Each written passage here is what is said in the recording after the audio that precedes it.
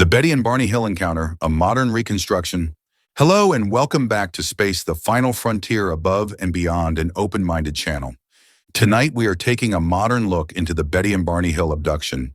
We have sent our intrepid reporter, me, Brian, back in time to interview the Hills and ask the questions that were never really asked. So, since we don't actually have a time machine, or do we?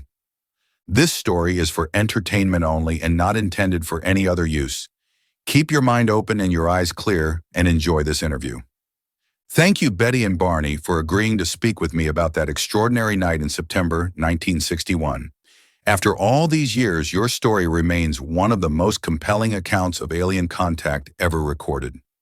I'd like to start by asking, when you think back to that drive through New Hampshire, what stands out the most in your memory? The silence. I remember how still it was that night. We were driving along Route 3 just south of Lancaster, heading home from a short vacation, late honeymoon in Canada. The air was cool, crisp. I was half watching the stars. I have always loved the stars. Then I noticed something moving, something that wasn't a star at all. It was late. We were both tired, but when Betty pointed it out, I could see it too. Bright, steady, and moving erratically. It wasn't like a plane or a satellite. It would dart, then hover, then change direction. I stopped the car more than once to look at it through binoculars. So from the very start, it didn't behave like something normal in the sky. No, I was a radar observer during the war. I knew aircraft behavior. This was different. I told Barney it might be a spacecraft. He thought maybe it was just an optical illusion or maybe a military craft. But as it followed us along the road, I could see he was growing uneasy. What made you decide to stop the car near Franconia Notch? Curiosity and fear. I wanted to know what it was. I got out with the binoculars. That's when it descended lower, just above the treetops. It looked like a disc, about 40 feet across, with rows of windows. Through the binoculars, I could see shapes, figures, moving behind those windows. I could tell something was happening to him. He looked transfixed. I'll never forget that moment. They weren't human. Their heads were large, their eyes dark and slanted. One of them was staring directly at me, I swear. Something came over me. An impulse. Stay where you are and keep looking. That's what I heard in my mind. Telepathic communication? That's the only way to describe it. I thought that wasn't mine. I tore the binoculars from my face and ran back to the car shouting, "They're going to capture us!" I was terrified, but part of me was calm. I started shouting at him to drive, and we took off. But from that moment, everything became fragmented. We heard a rhythmic beeping sound, like metallic pulses. The next thing I remember clearly, we were 50 miles down the road. And you couldn't account for that time? 2 hours, gone. We couldn't explain it. The missing time. When you returned home, what did you notice first? My dress was torn, Barney's shoes were scuffed, the strap on his binoculars was broken. The car had strange circular spots on the trunk that made the compass spin when we held it near. And there was this exhaustion. Like we'd lived through something enormous but couldn't remember it. We were trying to be rational. We thought maybe it was stress. But the dreams started, Betty's dreams. The dreams that later became the key to your experience. For 5 nights, I had the same dream. I saw us stopped on the road, surrounded by small figures. They weren't gray, not exactly, more of a pale, almost bluish tone. They led us up a ramp into a circular craft. There were rooms inside, metallic, curved, sterile. They separated Barney and me. What happened in the craft? They told me they needed to examine us. They spoke in a way that was both inside and outside my head. Their leader was calm, almost kind. The others were more clinical. They took samples, skin, hair, nails.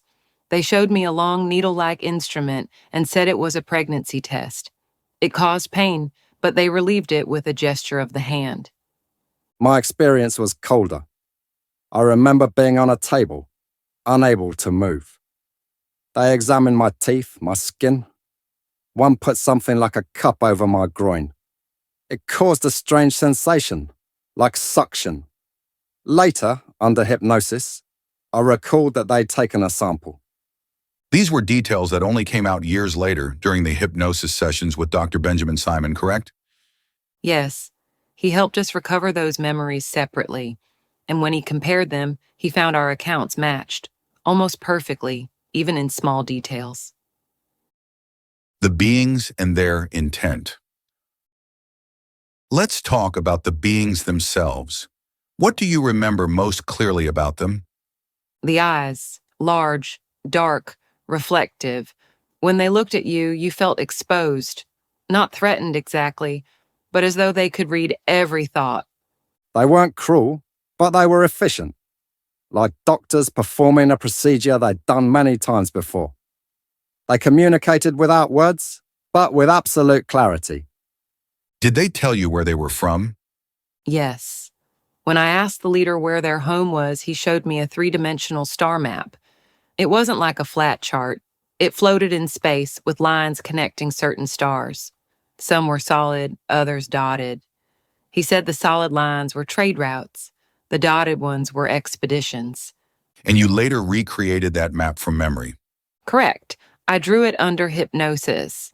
Years later, an amateur astronomer named Marjorie Fish matched it to a view of the sky from the perspective of the Zeta Reticuli system, two stars close together, about 39 light years from Earth.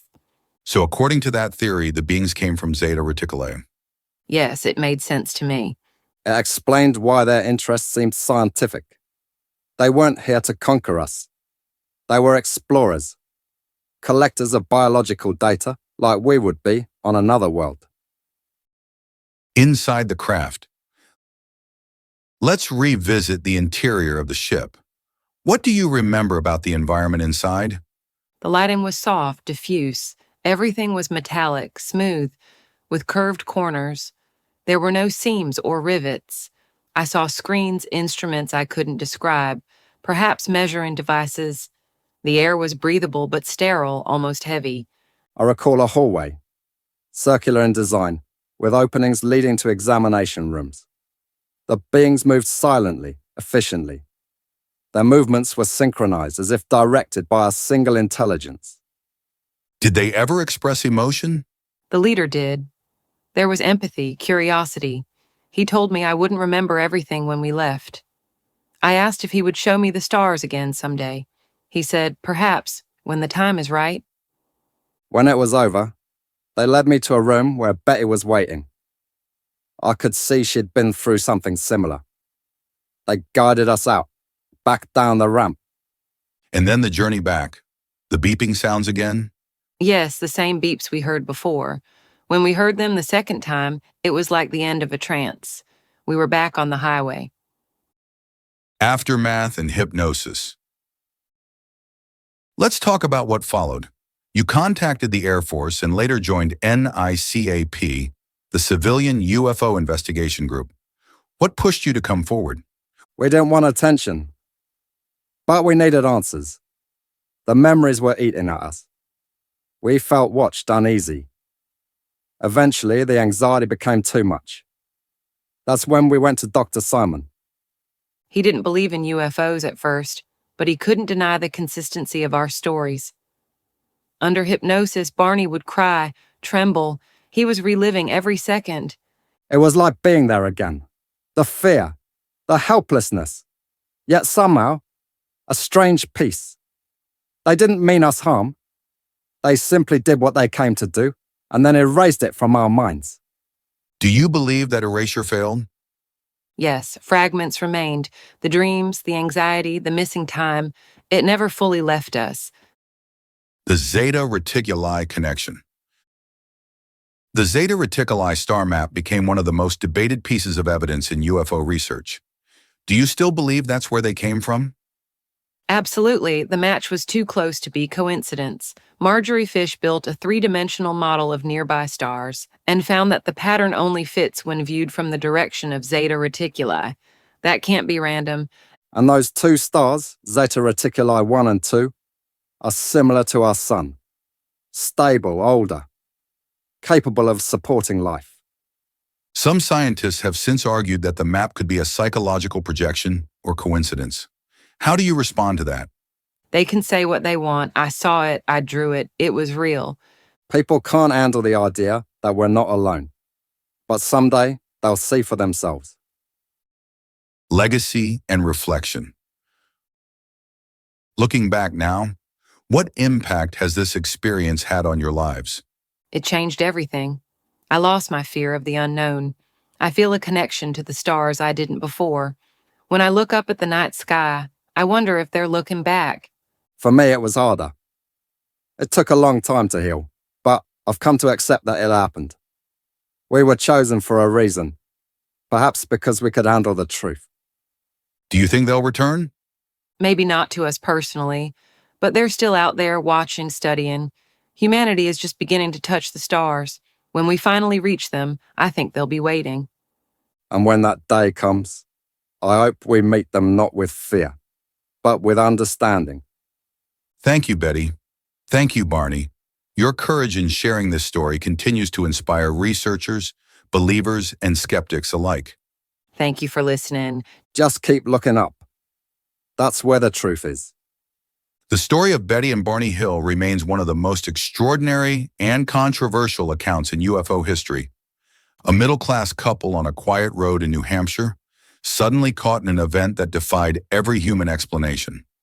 For skeptics, their experience is a case study in stress, dreams, and suggestion. But for those who listen closely, for those who compare the star map, the physical evidence, and the consistency of their testimony, something deeper begins to emerge. In 1964, when Betty drew the now famous map under hypnosis, astronomers didn't even know the full structure of the Zeta Reticuli system. It wasn't until years later that the stars were found to be nearly identical to our sun, twin stars in a binary orbit, stable and ancient. Was it a coincidence? Or was it knowledge given to her by beings from beyond the Reticulum constellation, 39 light-years away? Whatever the truth, the Hill case marked a beginning. It was the first modern abduction to be investigated, recorded, and analyzed in scientific terms, decades before abduction research would become mainstream. And through their courage to speak, Betty and Barney Hill opened a door that has never truly closed. Tonight, as you look up at the stars over your own quiet stretch of highway, perhaps you'll remember their story. The night sky over New Hampshire, the bright light that followed them, and the silent watchers from a distant system called Zeta Reticuli. Because maybe, just maybe, they're still out there, watching, waiting, and wondering when humanity will finally look back. Thank you for watching this retelling of the Betty and Barney Hill abduction. Like and subscribe for more open-minded videos from Space: The Final Frontier. Good night.